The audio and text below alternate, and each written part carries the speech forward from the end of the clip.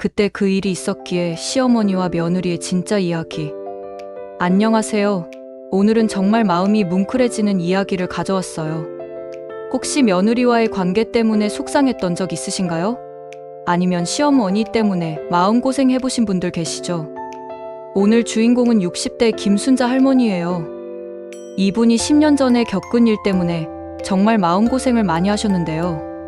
그 일이 오히려 전화위복이 되어서 지금은 며느리와 더 가까워지셨다고 해요. 자, 그럼 이 감동적인 이야기 천천히 들어보실까요? 일부 그날의 실수. 10년 전 이야기부터 시작해볼게요.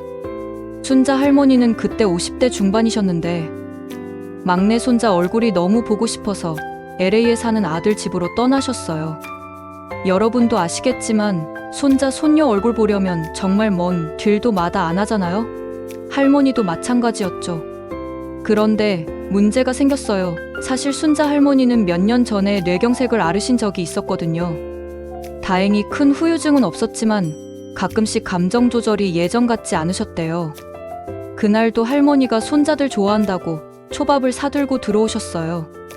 그리고 며느리한테 자연스럽게 간장 좀 줄래? 하고 말씀하셨는데 며느리가 좀 짧게 대답했나 봐요.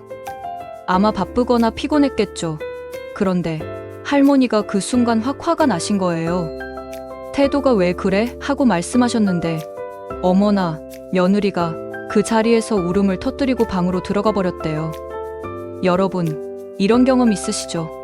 별것 아닌 일인데 순간 감정이 올라와서 후회할 말을 하게 되는 거. 특히 며느리와는 아직 어색한 사이인데 이런 일이 생기면 정말 난감하잖아요. 이부 호텔에서의 긴 밤. 아들이 어떻게 했을까요?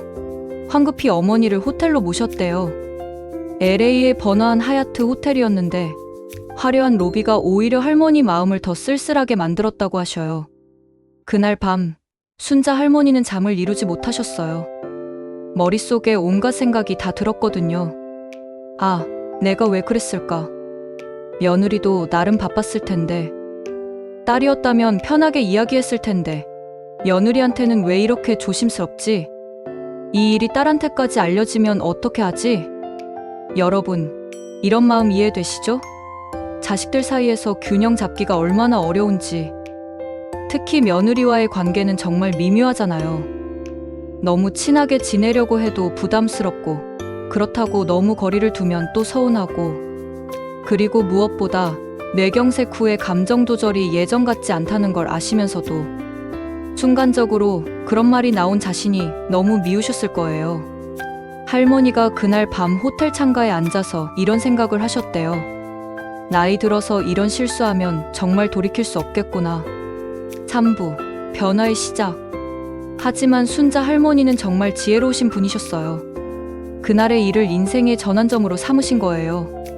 한국에 돌아오자마자 며느리에게 긴 편지를 쓰기 시작하셨어요. 요즘 젊은 분들은 카톡이나 문자로 하시겠지만 할머니는 정성스럽게 손편지로 쓰셨대요. 그때 내가 너무 감정적으로 반응했구나. 뇌경색 후유증이 있다고 해서 변명이 될 건 아니야.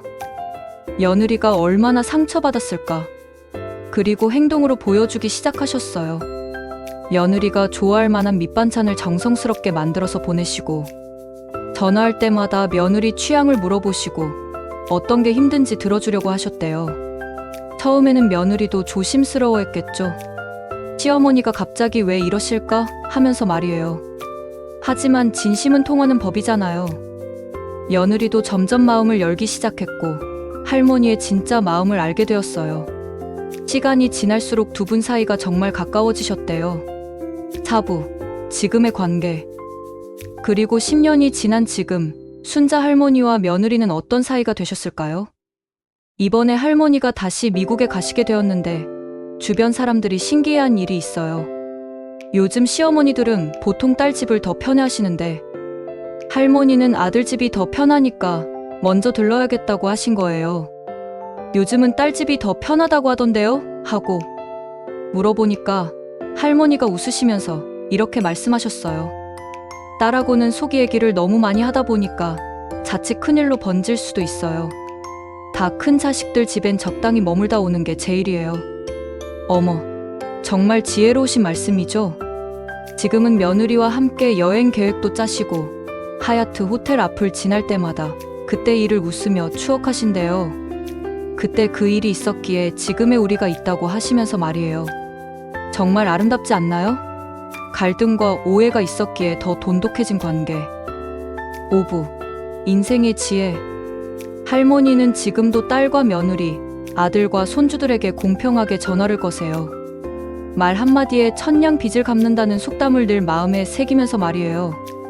60대의 눈으로 돌아보니 그때 서운했던 순간들도 모두 가족이라는 이름 아래 이해와 사랑으로 덮을 수 있더라고 하세요. 여러분도 혹시 가족과의 관계에서 서운했던 일이 있으시다면 순자 할머니처럼 용기 내어 먼저 손 내밀어 보세요. 진심으로 사과하고 상대방을 이해하려고 노력해 보세요. 오늘 이야기 어떠셨나요? 저는 들으면서 정말 감동받았어요. 나이가 들수록 가족의 소중함을 더 느끼게 되는 것 같아요. 여러분도 오늘 가족들에게 따뜻한 말 한마디 건네보시면 어떨까요? 그럼 오늘은 여기서 마무리하고 다음에 또 좋은 이야기로 찾아뵐게요. 안녕히 계세요.